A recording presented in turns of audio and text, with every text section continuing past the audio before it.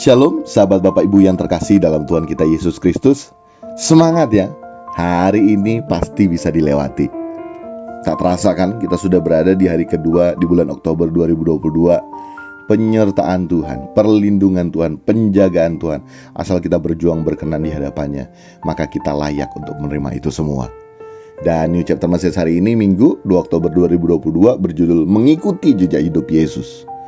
Matius 9 ayat yang ke-35 berbunyi demikian. Demikianlah Yesus berkeliling ke semua kota dan desa. Ia mengajar dalam rumah-rumah ibadat dan memberitakan Injil Kerajaan Sorga, serta melenyapkan segala penyakit dan kelemahan.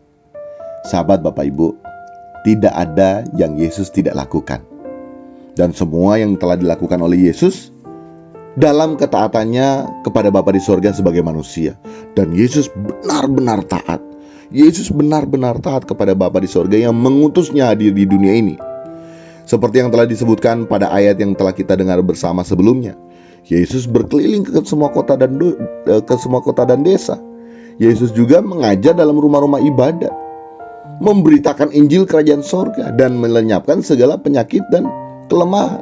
Semua dikerjakan oleh Yesus bukan untuk kepentingan dirinya, tetapi bagi kepentingan Bapa di sorga yang begitu mengasihi manusia, dan tak pernah memandang semua kekurangan dan kelemahan kita. Prinsip dunia ya prinsip dunia, tidak bisa dibandingkan dengan prinsip kekristenan. Atau sebagai pengikut Kristus, kita tidak boleh menerapkan prinsip-prinsip dunia. Contohnya seperti ini. Saya itu bisa baik kepada orang lain yang juga berbuat baik kepada saya. Tapi kalau mereka berbuat tidak baik kepada saya, masa saya harus berbuat baik kepada mereka?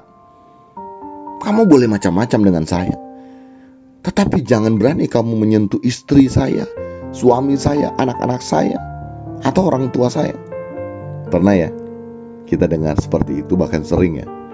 Itu wajar loh, menurut wajar hidup anak dunia, betul tidak? Tetapi sebagai pengikut Kristus kita tidak boleh demikian. Kenapa? Semua karena kita harus mengikuti jejak hidup Yesus. Untuk itu kita tidak boleh menerapkan prinsip hidup wajar hidup anak dunia. Apa sih yang tidak dilakukan oleh Yesus? Yesus maksimal. Semua telah dilakukan oleh Yesus dalam ketaatannya kepada kehendak Bapa. Segala penyakit dan kelemahan dilenyapkan. Tetapi apa balasan yang Yesus terima saat itu?